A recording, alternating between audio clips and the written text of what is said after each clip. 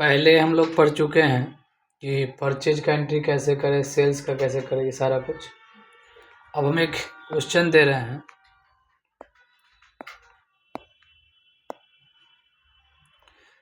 कह रहा है कि गुड्स रिटर्न्स, यानी आप जो गुड्स खरीदे हैं वो रिटर्न कर रहे हैं। क्या कर रहे हैं? रिटर्न कर रहे हैं। किसको कर रहे हैं? तो महेश को, जो भी अमाउंट हो 200। यानी कि आप गुड्स रिटर्न कर रहे हैं। किसको? महेश को। यानी हम महेश को कर रहे हैं, इसका मतलब हम खरीदे पहले होंगे महेश से, वही ना रिटर्न कर रहे हैं। तो जब हम किसी को रिटर्न करते हैं तो वो परचेज रिटर्न होता है।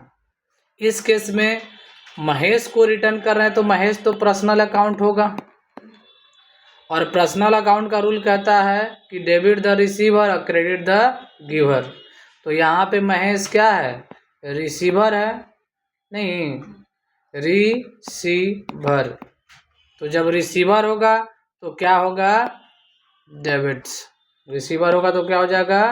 डेबिट्स हो जाएगा।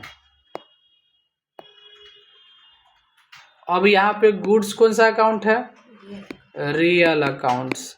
और रियल अकाउंट का रूल क्या कहता है? कि डेबिट पार्ट कम्स इन और क्रेडिट पार्ट गोज आउट। तो यहाँ रिटर्न हम किए हैं गुड्स, तो हमारे पास से गुड्स क्या हो रहा है? जा रहा है। तो ये हो जाएगा गोज आउट, और ये क्या बन जाएगा? क्रेडिट्स। अब आगे हम लोग देखते हैं कि कुछ ऐसा लिखा हुआ हो कि गुड्स रिटर्न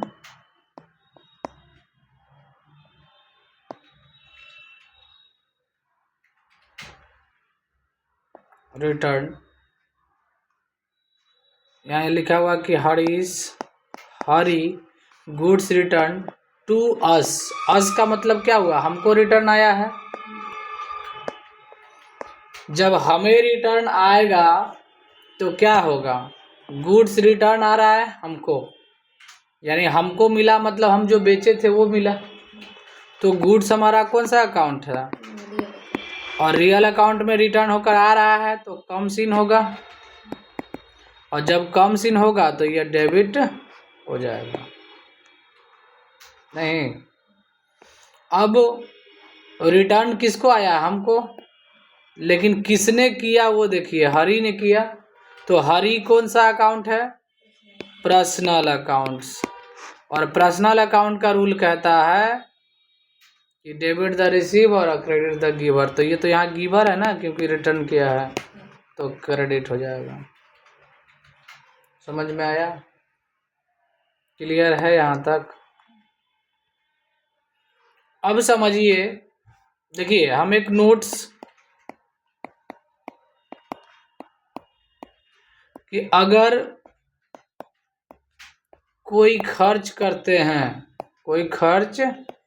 ये नोट्स में भी है, आगे दे देंगे नोट्स, उसमें लिखा हुआ है। अगर कोई खर्च करते हैं और उसे उसका पेमेंट कर दिए हैं, पेमेंट कर दिए,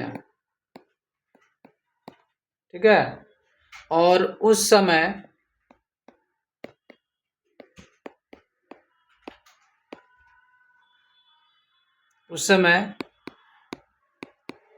जिसको पेमेंट किए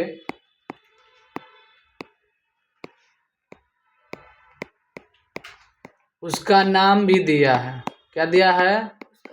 नाम भी दिया है। नहीं समझे? कि अगर हम कोई खर्च करते हैं और खर्च का पेमेंट तो कर ही दिए, लेकिन जिसे पेमेंट कर रहे हैं उसका नाम भी दिया हुआ है। जैसे यहाँ पर लिखा हुआ है salary paid to Meena. Salary तो पेड किए, ये मेरे लिए खर्चा है। Salary paid to Meena. अगर आप मीना को 2000 रुपया सैलरी दिए हैं तो हम तो पेमेंट कर दिए, और खर्चा कौन सा है? सैलरी। तो सैलरी हमारा कौन सा अकाउंट है? Nominal account. और किसको पेड किए हैं? मीना को। तो मीना को नहीं दिखाएंगे, क्योंकि जब किसी खर्च का पेमेंट करते हैं तो उसका नाम दिया हो तो नाम नहीं दिखाएंगे। समझ गए? हाँ, नहीं तो उसके नाम से उधारी हो जाएगा। समझ गए? कहते हैं कि अगर कोई खर्च कर दिए, खर्च तो कर ही दिए, तो खर्चा का ना नाम लिखेंगे।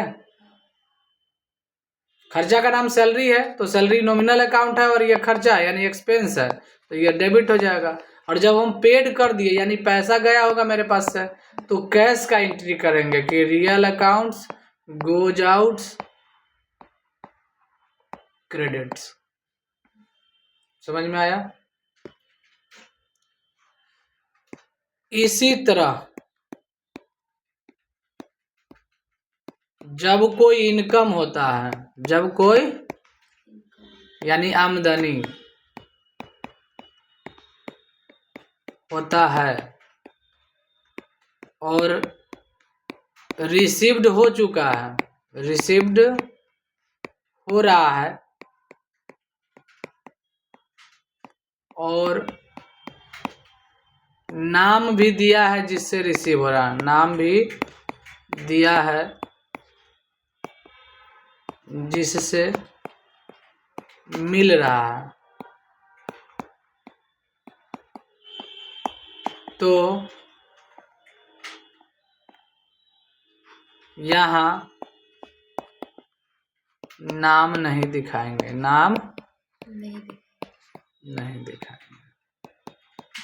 ये रूल है, समझे? तो जैसे क्या है एग्जाम्पल में, तो लिखा हुआ है कमीशन रिसीव्ड, कमीशन रिसीव्ड हो गया है फ्रॉम हरीश, यानी कमीशन रिसीव किए किससे? हरीश से। जो कमीशन रिसीव्ड हो ही गया, पैसा मिल ही गया, तो उसके नाम से कोई मतलब है? नहीं है। तो कमीशन हमारा कौन सा अकाउंट है? नॉमिनल अकाउंट है। और रिसीव किए मतलब कैश आया होगा, तो कैश कौन सा अकाउंट है? Real account. Commission nominal account है, इनकम है ना, इनकम, तो इनकम हो जाएगा क्रेडिट्स। कैश रियल अकाउंट है, रिसीव हो रहा है तो कम्स इन होगा, ये डेबिट हो जाएगा। समझ गए? अगर कोई संपत्ति परचेज करते हैं तो एंट्री बता चुके हैं, एसेट्स परचेज करना। अगर एसेट्स क्रेडिट में खरीद लीजिएगा तो नाम को शो करेंगे, पता ही है। विथड्रॉ पर्सनल यूज के लिए करते हैं, वो भी बता दिए हैं, ड्राइंग वाला बताया है ना। तो अब लगभग आपका एक्सरसाइज 2 भी बन जाएगा इससे। समझ गए? बना कर देखिए, अगर कुछ नहीं समझ में आएगा तो फिर हम उसको समझाएंगे।